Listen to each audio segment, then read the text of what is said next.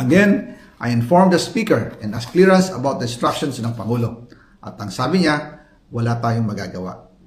Kaya po nagtataka ako kung bakit sinasabi ni Pangulo na hindi niya makilala ang budget. Samantalang lahat na binawas at dinagdag sa mga ahensya ng gobyerno ay humihingi ng approval sa kanya si Sec. Mina Pangandaman.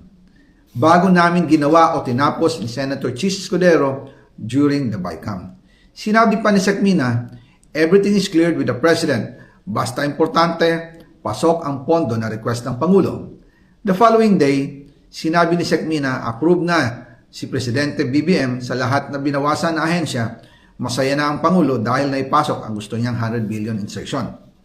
Wala pong perang napunta sa akin. Lahat po ng insertion napunta sa ating Pangulo at Speaker Martin Romualdez. Ako lang at ang aking mga tao, sila Paul Estrada, Mark Tiksay, at ang aking mga security ang nag-deliver papunta sa bahay nila Pangulong Bongbong Marcos at Speaker Martin Romualdez sa North Forbes Park, South Forbes Park hanggang sa Malacanang. Yung mga deliveries po ay merong record ang aking mga tao. Totoo po yung sinasabi ni Orly Gutesa na nag-deliver siya sa Forbes Park. Totoo din po ang sinasabi ni Orly Gutesa na nag-deliver siya sa Malacanang nung siya ay nasa Senado. Para mapatunayan ang mga litrato na deliveries ay ilalabas ko po together with this video.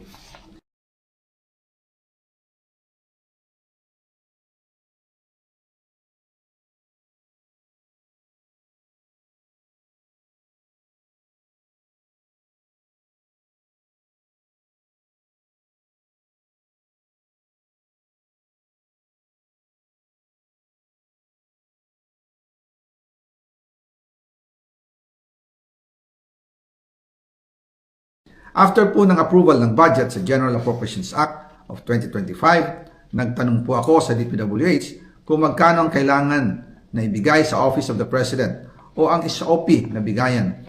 Ang sinagot sa akin ay 25%. Ang ibig sabihin nito, 25% ng 100 billion ang SOP na kailangan ibigay kay BBM mismo. In total, 25 billion ang napunta kay Pangulong Bongbong Marcos. Kaya ngayon ay hinahamon ko si Ombudsman Remulla kung seryoso talaga siya sa mga sinasabi niya sa kanyang press release na idadamay niya pati si Martin Romualdez kung magbibigay ako ng ebidensya. Patunayan niya ngayon ang pronouncement niya. Imbestigahan niya ang fraternity Brad at ang kanyang kaibigan na si Speaker Martin Romualdez kung talagang tutupad siya sa tungkulin niya. Imbestigahan din niya si President Bongbong Marcos. Sabi nga ni BBM nung